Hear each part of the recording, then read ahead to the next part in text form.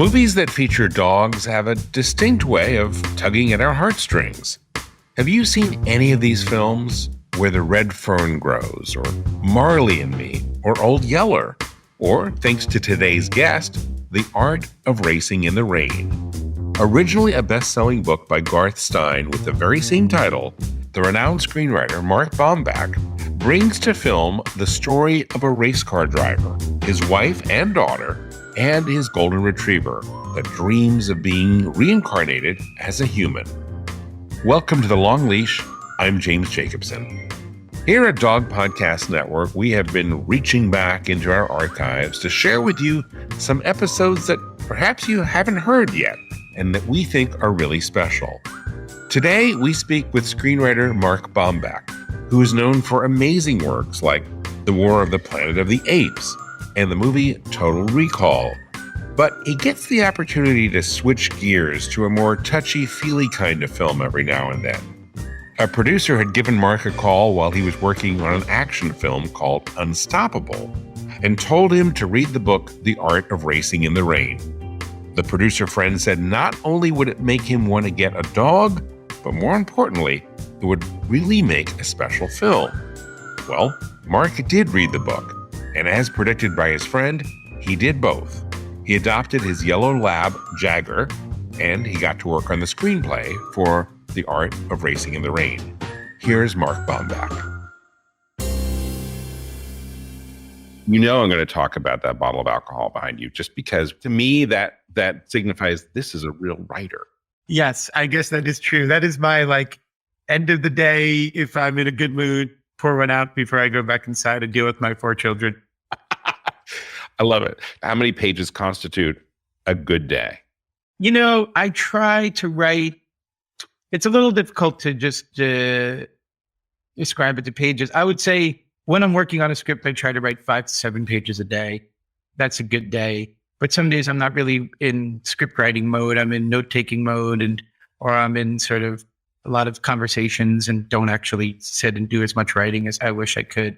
But I know what I'm capable of when I'm in the zone. And so I do try to write about 5 to 7 pages a day, knowing that sums out to 25 to 30 pages a week, and I can get a script written in about 4 to 5 weeks. Okay, so let's go back to Art of Racing in the Rain. It took 9 years from the first time someone presented the idea to you for it to get made. Yeah, I think it was about 9. And it's funny because I know I dated Jagger, who is 9 years old, so I guess it took about a year or so to get Jagger after I first started working on the script. And again, it was so different than anything I've written before. Right. And I'd never written anything that made someone cry before.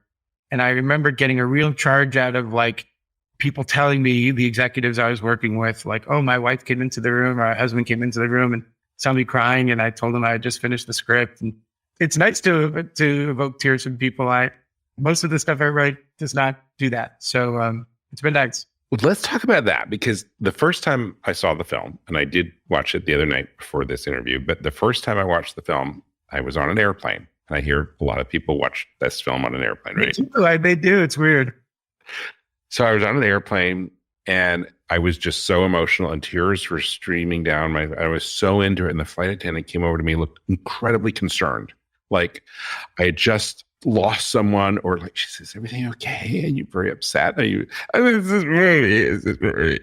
So I kind of know what to expect. So I'm watching it the other night and the same thing is happening.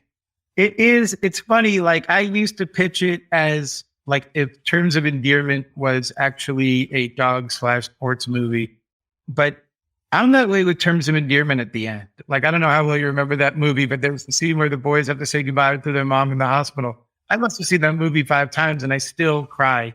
There are things in Art of Racing in the Rain that are emotionally almost impossible to defend against. They're just so primal. If you do have a dog, they just rip you apart. And I think if you just have loved ones and this notion that everything ultimately is on a journey to say goodbye, that there is something that is very powerful in that. And, the book itself, I didn't cry while reading the book. I remember feeling emotional, but the book is written in a way, the voice in the movie is trying to do its best to mimic the sensation of reading the voiceover in the book.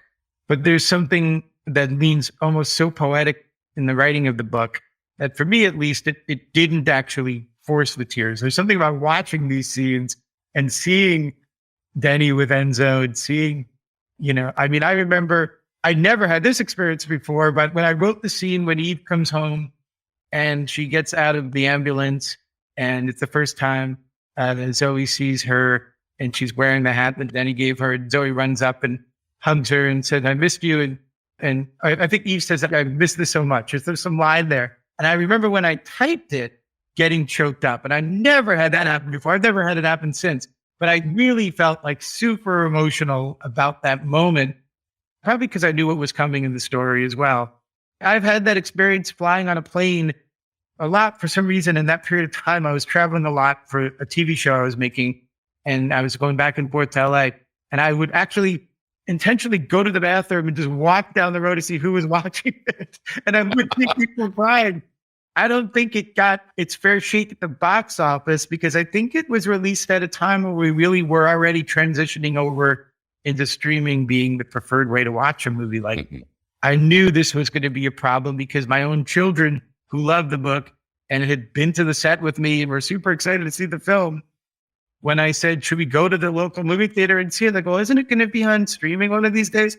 And like, if they're not going, then I know it's not going to blockbuster numbers at the box office. What does that feel like when you know you have something that is just a smashing artistic piece, but it doesn't do as well at the box office as you were hoping? This might be a surprising answer. It doesn't impact me at all. Is that because you get paid the same either way? Well, no, I guess I would make more money. Put it this way. And the short answer is yes. But the way it would work is that if it made a massive amount of money in the theaters, that would mean that it would probably command, better rates in its afterlife. And then I guess those residuals would trickle to me somehow. But there's also just bragging rights in the industry, like, oh, you were the number one movie for the weekend. But I guess I'm zen enough about it that I know everyone forgets that stuff over time. And the only thing that truly matters is what the movie's going to play like 10, 15 years from now. I don't even know how it's going to play 10, 15 years from now. But the only time I feel really upset when a movie's finished is if I say, gee, that could have been better. And I now know what we could have done to make it better and we didn't do it. That's the worst feeling. But that's not the case with Art of Racing in the Rain. It's pretty much exactly what it wanted to be. I think the people who loved it really loved it. I think it's going to wind up being on Disney Plus pretty soon. I'm pretty sure. I think that'll find an entirely new audience. It was, again, in a funny place because Fox was the studio that greenlit the movie. By the time the movie was in post and editing, Disney had already started making their moves to take over Fox. And by the time the movie was released, it was released as a Disney film, not as a Fox film. But it wasn't a Disney Plus film yet because that platform hadn't existed yet. And the deal they made was actually to give it to HBO first. So it's in a way like really slipped through the cracks on this massive transition we're all going through in our industry from movie theaters being really the purview of films and streaming being the purview of TV to be, I think streaming is now the home to both, I agree. And I'm sure that the exposure that Dog Podcast Network will give this will just totally change it all. They're predicting huge uptick. Disney's going to be very excited. I want to go back to the crying thing because you said you've never written intentionally something that makes people cry. Do you think that the emotion comes from the voice you give the dog? I think that does play a role. I think anyone who has a dog, supposing this, but I think it's true, at some point assumes their dog is truly understanding what they're saying to them and that their dog, there are times where I'll look at my older dog especially, and it may not be verbal communication, but there is deep communication happening between us. And I do think the movie speaks to this fantasy of, wow, what if I could really access every thought my dog has? And then I used to describe the movie a little bit in terms of like, I'm not a particularly religious person, but that it was almost like a guardian angel story, or even like your dog loves you more than you love yourself, And I think that's a very powerful emotion for people to reckon with, that there's someone out there who loves us so much. Even when we're not at our best, they still love us. And I think the voiceover that Kevin Costner lent to it, it has a godlike quality a little bit, or a guardian angel-like quality. Yeah, I want to get to Kevin in a minute because I love your thoughts on that. But I think the spiritual component is really very palpable for me. I mean, I think in the first few lines, Enzo, the dog, talks about belief from Mongolian philosophy. You want to elaborate on that? What does he say? It's a Mongolian philosophy that when a dog has lived its lives in a way that it has learned enough about what it means to be human, that they will eventually come back as a human being. Now, you could argue that's a bit human-centric and that maybe it's a better life to be a dog. Many times I think that, but at least in the world of the story, that is certain dogs' ultimate aspirations, is to really truly understand human behavior to the extent that they've cracked the riddle of what it means to be a human, and that in their next life they will come back as a human. Again, there's parts of that I actually do take issue with, as I just said. Like, I don't think it's necessarily so preferable to be a human, other than I guess you live longer.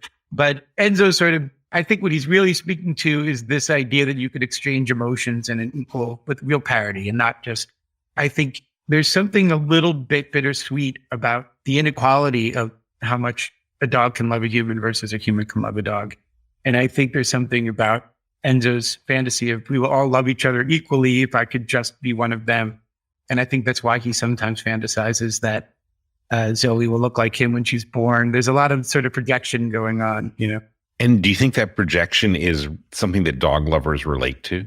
I would assume, I know I do. Again, I didn't grow up with dogs. In fact, I was bitten by a German Shepherd when I was 9 years old, and had a deep and I think justified fear of certain dogs, you know.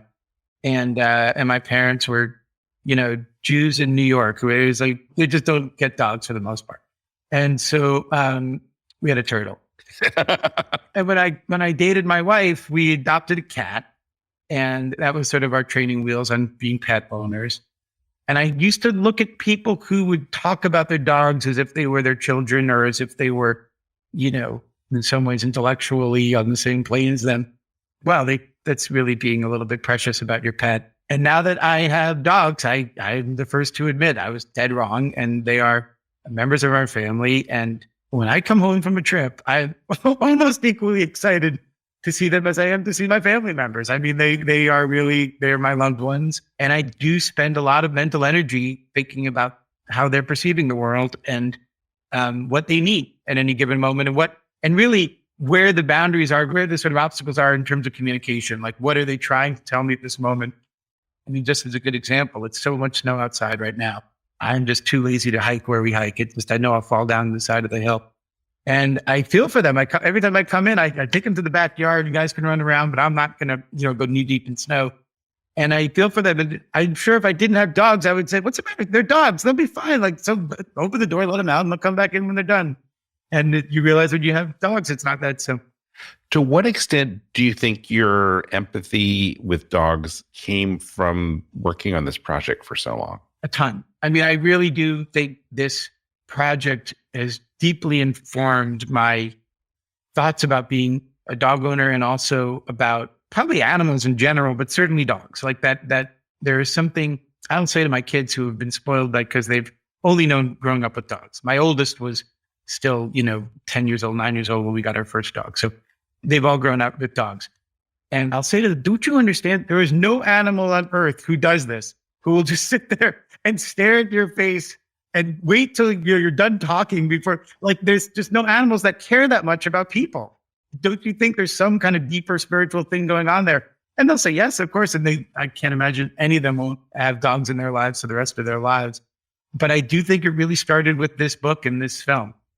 Do you think that your children are going to have different views about dogs than you did based on the fact that you guys had a turtle? Yes. I still think of it as a novelty. Like, I still get a kick out of walking my dog with a leash or something. And I feel like, oh, I'm that guy walking his dog. Because I never thought that would be me as an adult. Like, I have a dog bed in my office here. And I love when I've been writing and I look up and I realize my dog has been sleeping next to me for 2 hours and I forgot that he was even in the room. And it's another facet of my little nuttiness of my profession, where you have all these little, you see pictures of writers with their dogs, or like, it's a great screenwriter, Robert Town. He had this huge Akita, I think it was. And he used to bring this dog to meetings and bring him everywhere. And I'm like, oh, I wish I could bring my dogs to meetings. That would be That would be great. So yeah, I think my children understand dogs a bit through Art of Racing in the Rain as well. Like, especially my two girls of my three girls. Actually, no, I think my youngest is also became obsessed with it. Really loved that book. And of the films I've made, probably the one they were most excited to see, despite their reluctance to go to an actual movie theater to see it. They were probably prouder to say my dad is working on that than, some of the other movies I've worked on that probably got a lot more attention. By thinking about the world through the eyes of a dog, through Enzo's eyes, how has that impacted your other screenwriting? Well, it's interesting. There's another series of films I wrote that Planet of the Apes films, right? Which are obviously very different than this, but they do involve non-human protagonists. And I actually think, so I started writing those after I had written Art of Racing in the Rain, but they came out before Art of Racing in the Rain came out. That's how long. 2 Planet of the Apes films came out over the course of development of Art of Racing in the Rain. So I do think I brought some of Art of Racing in the Rain to that, in terms of, like, there's no voiceover in those movies. In fact, they speak in sign language. But being able to sort of cross that barrier in my mind to give a non-human sort of human sentience in their communications, Art of Racing in the Rain helped it a lot. And then actually I have a film that's shooting right now in Prague that couldn't be more different than Art of Racing in the Rain. It's a set during the time of the Holocaust. It's a love story between these two teenagers, but it involves voiceover narration. And I learned a lot from Art of Racing in the Rain. 2 things. One is that narration can be your best friend if you need to sort of, in editing, if you're like, well, we just pulled this part of the scene out. How do we sort of scotch tape these 2 ideas together? I can add like 1 extra line of dialogue in the voiceover. That's a great tool. Most movies don't let you do that. And the flip side is, don't let the narration tell the story. The narration should only really serve as counterpoint to what's going on. So those 2 rules are actually in opposition. I think if you were to watch Art of Racing in the Rain with just that thought in your head, you would realize that I cheat a little bit. Every now and then we tell you information instead of showing it to you to get through the story. But for the most part, I try to have the voiceover sort of undermine or have fun with what's going on, or just comment on what's going on, instead of being like, and then the next day we did this. That's a rule that I tried to apply even more strictly to this film that's shooting now, in terms of the voiceover, and not using it as a crutch too much. And Enzo's a rather smart dog. At least he comes across as a very philosophical animal. Yes, that's a bit of a reach. I don't think humans are even that philosophical. So, as a philosophical soul, the conceit, of course, is open in that first scene about the Mongolian belief system. What do you think about that? Like, you foreshadow basically the end of the film. Yeah, I think it was actually critical. That's something that I borrowed from Garth Stein's book, that he sort of opens up with that. I think in the first pages he mentions the documentary. I think it's helpful in a story like this, where it's going to get upsetting at the end, to prime people, even on a subconscious level, that the notion of reincarnation is in the world of the story. Don't be too upset if something happens to someone in the story. We're dealing with a world where goodbye is theoretically temporary, This theme of reincarnation in dogs, this was not the first recent movie to feature that. It's funny. So I confess, and this isn't out of any kind of stubbornness on my part, I've not seen any of the Dog's Purpose movies. I know when the first one came out, it was before we came out, and we were like, well, that's the last nail in the coffin of getting this movie. And I think where we felt we separated was, one, they're both based on books, but Art of Racing in the Rain has a real cult following. And like, as Garth Stein will be quick to point out, people will tattoo sayings from the book on their bodies. There's really hardcore fans. And I think we were like, well, we could separate ourselves simply by the source material. This is an adaptation of a book you love. Again, I haven't seen Dog's Purpose, but as I understand it, there's like a multitude of dogs that keep on coming through this. Yeah, just reincarnation, and they come back as different dogs. This is the opposite. This is this one dog story. It just deals with reincarnation. I don't know, in Dog's Purpose, do you hear what the dogs are thinking? You see it through their perspective. You don't have the intellectual conversation going on in your head that Enzo, through the voice of Kevin Costner, delivers. Again, this is I totally understand why a studio would be worried about these things being in conflict. What I was saying earlier, it's like 10, 15 years ago. No one's going to remember when Dog's Purpose came out and when Art of Racing in the Rain came out. And I'm sure there's room in the universe to have 2 movies that deal with dogs and reincarnation. You could have 10 movies about this and still probably have 10 very different stories. I agree. And I wonder if there's something that is basically like, maybe this is almost a formula, like dog lovers really want to do think or believe that their dogs are coming back. Well, again, I've been fortunate in that I haven't had to experience having a dog die on me and then getting another dog and fantasizing whether or not that dog could in some way be spiritually connected. But I can totally understand why people would have that thought. And I mean, truthfully, I think it applies to just the notion of reincarnation itself, certainly in fiction, where there's a lot of stories are deep down just wish fulfillment, saying to yourself, oh, well, wouldn't it be great if this was the case? And well, let me see that thing play out in front of me. And so, people love their dogs, so they do have these tragically short lifespans compared to ours, at least. And people will have, 10, 12 dogs in their lives sometimes over the course of their lives. And I mean, I've had people say to me, you'll never have a dog like your first dog. You're never going to love a dog like your first dog. And I'm sure that feeds into this thing as well, that you're like hoping that first dog is somehow threading its way through your subsequent dogs in your life. I can see myself falling prey to that thinking, Let's take a break here and pay some bills. But when we come back, I want to talk about the amazing voice of the dog in the movie, Kevin Costner. We'll be right back with our conversation right after this. And now, a message from your dog. Every day with you is like a day at the beach. And I want as many beach days as possible. I want to run and sniff and find a good stick to carry. I want to roll in the grass and warm my belly in the sun. I want to walk with you, run with you, sleep with you, eat with you. And when I eat with you, I want Everpup. The green, grassy beef liver spiked smell wakes my senses. You may not realize this, but it tastes like homemade gravy, especially when you wet it. It infuses any food you give me with health and life and vibrancy. I can feel it. Everpup traveling to every cell in my body, nourishing each one. Does it roll back time? Of course not really, but it helps me feel like I'm on top of the world. I'm so glad you're giving it to me every day, because every day I'm so glad to be with you.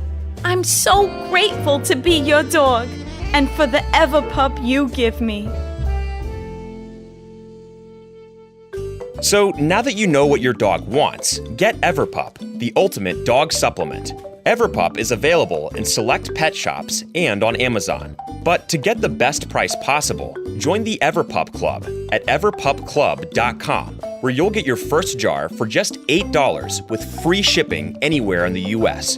Go to everpupclub.com and use the discount code DPN. That is everpupclub.com. Everpup, every day. I love the voice that Kevin Costner gave Enzo in the movie. Was Kevin Costner cast when you wrote the screenplay? He wasn't cast when I wrote the screenplay, but he was the first and pretty much the only that's not true. Well, if I'm being honest, he was a little young when I started. And I had said in my head, I want him to sound like Robert Redford. That was my sort of model. But screenwriters don't get casting choices. Directors are the ones who ultimately make that call. I had mentioned to Simon Curtis, the director, that, Redford was the voice in my head. And I think he immediately said, what about Kevin Costner? If you listen to their voices, doesn't even sound that dissimilar. And he's like, his voice has gotten so gravelly with age. He just sounds so wise. And they took a run at him and he said, sure, if I can record it where I live. And I'm sure it was one of the easiest jobs he's ever had. I think they did all the recording in his home. And it's just a couple of days of work for him, and he just lays it in. And then when we would tweak things in the editing room, Simon would reach out to him and say, Kevin, we had to change this line to accommodate this moment in the scene. Can you re-record it? And by the magic of audio recording, next thing we knew, we had a new line the next day, and we plugged it in. Yeah, you said this makes the whole writing and editing process so much easier, right? I'll be honest, it's a double-edged sword because you have a lot of people involved. When you make a movie, right, like you're starting out, it's the screenwriter. Then it's like the screenwriter and the producers and the studio, and everyone will talk. Then the director comes in, and truthfully, she or he has to be the person who arbitrates everything because they're going to be quarterbacking through the course of production.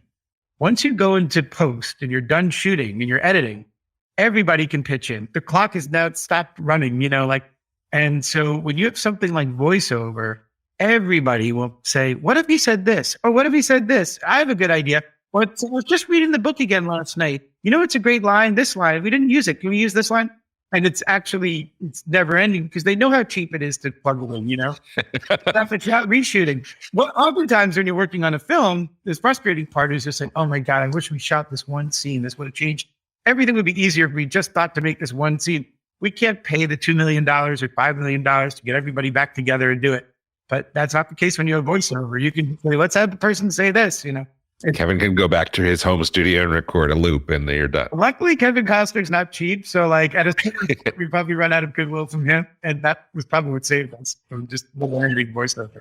Okay. So had Robert Redford voiced it instead of Kevin Costner, what do you think that would have done? I expect it would have been a similar experience. I think they both are very, very fine actors and have, really evocative voices. And I think, to me, what I was worried about just in my head when I was thinking about it, is it going to be disconcerting to have this older man's voice for the puppy scenes? Is it going to feel like there's a disconnect? But I remember watching the first cut and just having a huge sense of relief because you really are starting out with an older dog and then that wizened voice. It's like, it would almost be impossible to do it with a voice that doesn't sound like that. I mean, there are lots of great actors, Morgan Freeman and Tommy Lee Jones, and all kinds of actors have very gravelly voice of God voices. That's what we needed. I think there's something about Kevin Costner in particular. There's a slightly salt of the earth quality. And I think that, kept it feeling grounded because some of the language that he says does veer towards the philosophical and almost, too poetic at times. And I think Costner is very good at sort of dampening that and not getting too purple on it, I think he was great. During the production, how involved were you? Pretty involved. I mean, there are two kinds of writing experiences you have as a screenwriter. There's one where you're like doing a relay race and you're just handing the baton to the next guy and he hands it back to you. And I've worked on movies like that. Usually those are massive movies that just have a huge amount of work to do. This movie, I was the only screenwriter from start to finish. And I had a wonderful relationship with the director. He became quite a good friend of mine.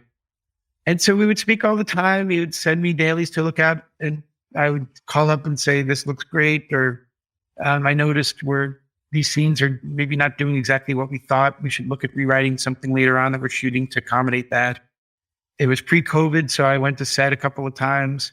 Usually my job as a screenwriter, if the script was working, which most of the time, hopefully it is, I'm there for the rehearsal process. Like I'll usually show up about 2 weeks before we start shooting, wherever we're shooting.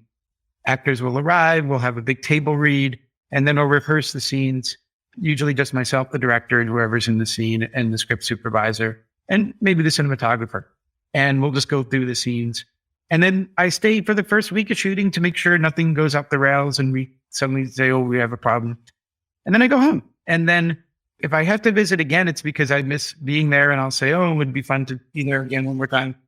Other movies I've had to be there because we're not done writing the movie and we started shooting, but that's a very different experience from something like this. How many dogs did they end up having? Well, for adult Enzo, there were two, what they call hero dogs, or two hero dogs. There's an older dog to play older Enzo. And then there was, I think a few puppies playing the younger Enzo. There were two dogs, Parker, and I'm embarrassed to say I can't remember it. The oldest dog's name was Butler. It's Parker Butler. I'm blanking on the third dog's name. Parker, I think, did the most work. I don't want to misspeak and defend the other dog. And then Butler was really a champ. He was this older dog who was fantastic. And you could tell, it's funny. I was like, you really need an older dog to play the older dog and a middle-aged dog to play but you really did. You could see the difference in the dog. I imagine there was a little Hollywood makeup artistry with the nose because the nose kept changing color a bit as it got older. I don't know how much of it is Hollywood makeup, how much of it is just VFX after the fact. I think we probably did it a bit. I know that when he was older, I think they did some color work on his hair and to sort of gray it up a little bit in spots and just make it look like he had aged a little bit. And yes, I think his nose did weather over time, And there was always a glint in his eye. I don't know if that was done, in post, or it was always like you could just see a little sparkle every shot. Dogs were incredible. Like if they had, I wouldn't be surprised if they were able to give you a glint in their eye. What was that scene where after Eve has died and everybody's left the house to go to the funeral, and Enzo sees her hat on the sofa and he has to sort of curl up around it. And like, I'm like, I could give my dog 10,000 treats and spend 5 years and I could not get him to do that trick on command. I just don't think it would be possible. And I remember watching the dailies and this dog was nailing it like over and over. It's pretty amazing. I know you didn't get too involved in the production, but did they have a lot of succession of trainers for every dog had their own trainer? No, it was one team. It was 2 women. I'm going to embarrass myself and forget their names again.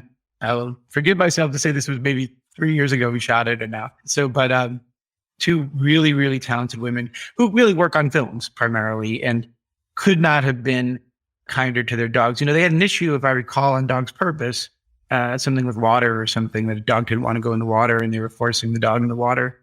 And it was a scandal. I want to say that it turned out to be a little bit more a hubbub than it required. I think that at the end of the day, the trainer was actually pretty ethical and just got caught on camera looking worse than it was. But I know that because of that, our trainers were extra sensitive to really making sure the dogs had rest when they needed a rest. And I mean, these dogs were never short for every time I was on set, there was like a line of people waiting to play with them. And, you know, they probably just didn't get enough rest over the course of the day. But they were even great about saying, no, Parker needs time. And very cushy trailers. They lived a great life. Tell me describe the dog trailers. I want to hear that. You know, I just remember seeing there was this whole section of what they call base camp that was just devoted to the dogs. I think there was a little dog run, and I know they had like their own setup. And they seem to be living very well. Yeah. Got to keep the actors happy. That's correct. So obviously dogs are a big part of the film. Another big part of the film is Formula One. And so you weren't much of a dog person going into this. How much of a Formula One aficionado were you? Even less of a car person. But Patrick Dempsey, who is a big car person in races professionally, it was a reason that he jumped onto the film very early on, is because of this confluence of dogs and racing. So he was nice enough to take me down to Daytona, and we got to sit in the pit, and I got to talk to a lot of people and do a lot of research. But, 99% of which doesn't make it into the film, but you just sort of get an understanding of how that world is. And it's always interesting whenever I do research, like things that people just assume are boring and take for granted because it's the day-to-day of their job, inevitably are the things that I find most interesting. So like there's a little moment in the film where like after a race, Enzo is he's still a puppy. He's in the paddocks and it's raining and he's in the garage. And I remember seeing some track dog when I was in Daytona, sort of in the garage, just hanging out. And it's just very evocative to me. And no one was really paying him any mind. And I just remember thinking, oh, this is a really great sort of image of this dog in the world of the racing. And it's interesting in that it's also really like the people who love racing really love racing, in the way that people love dogs really love dogs. And there is a nice sort of crossover. And Garth, the author of the book, is very into auto racing. And the character Don Kitch in the film, played by Gary Cole, is based on a real guy named Don Kitch, who I did spend some time with. And I believe it was Don's dog who is on the cover of the book. So totally uninteresting story that is about racing and dogs. But that's my research story. And then, of course, Ferrari plays kind of a big part in the movie. And then the whole romance of Ferrari and Italy and all of that. Did actually Ferrari, what did they think about this whole film? Well, they were very helpful. They sent out a couple of cars. And I think it was great for their brand. It's not, it's really tricky with anytime you're using real life stuff in a film or in a TV show. If it's bad for the brand, you're in for a long haul. But this is not that, and truthfully, if Ferrari get balked for whatever reason, I'm sure many car companies would happily have lined up to take their spot.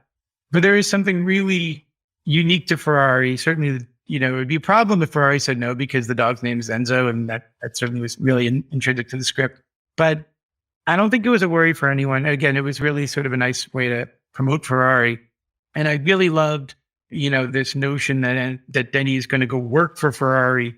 It was something in the book that was, I thought, really successfully done, that you assume he's just going to be a test driver for Ferrari. And then this extra twist that life can sometimes be crazy and test drivers get promoted and drive F1 and it worked out for him, which was a sweet way to understand it. Do you get the sense that this film was calculated by the studios and maybe even by you to be, oh, there's this nice crossover between people who love cars and people who love dogs, and this is just a natural fit? I know this was a big conversation in the marketing, was marketing this as a car movie or marketing this as a dog movie. And I think they tried to split the difference a little bit.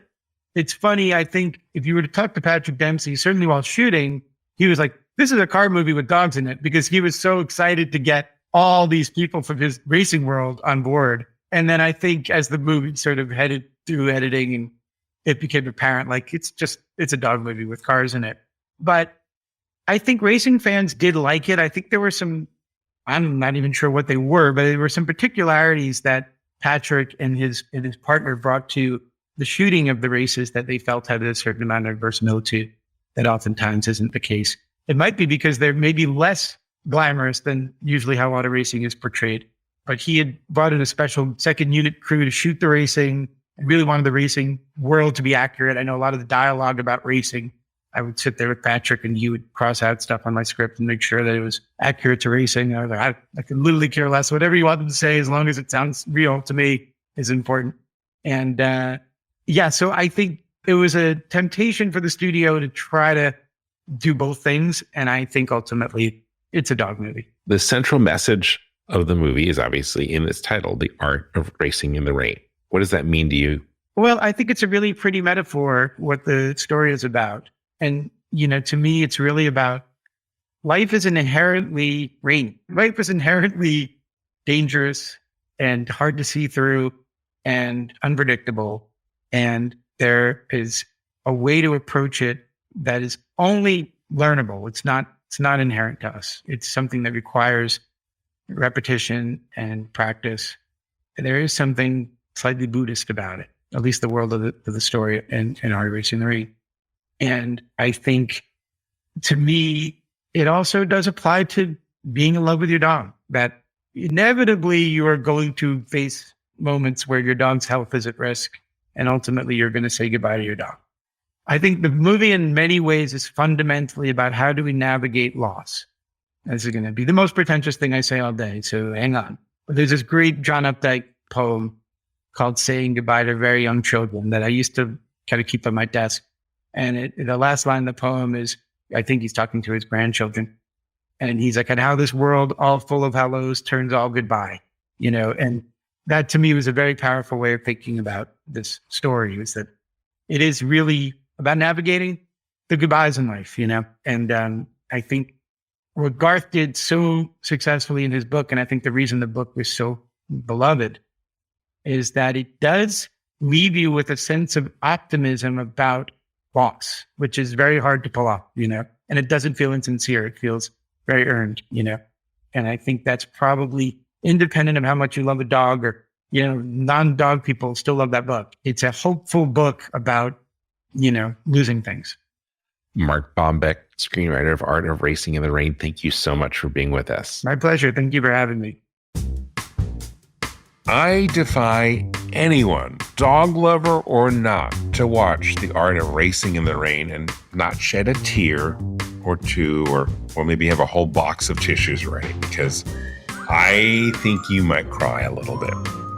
If you enjoyed today's conversation, I hope you will subscribe to The Long Leash, and please tell a friend about our show. We have a whole slate of podcasts available for dog lovers, and you can find out more on our website at dogpodcastnetwork.com. Please don't forget to subscribe to us in your favorite app. And I want to thank you for spending a little time with us today. I'm James Jacobson. On behalf of all of us here at Dog Podcast Network, I'd like to wish you and your dog a very warm aloha.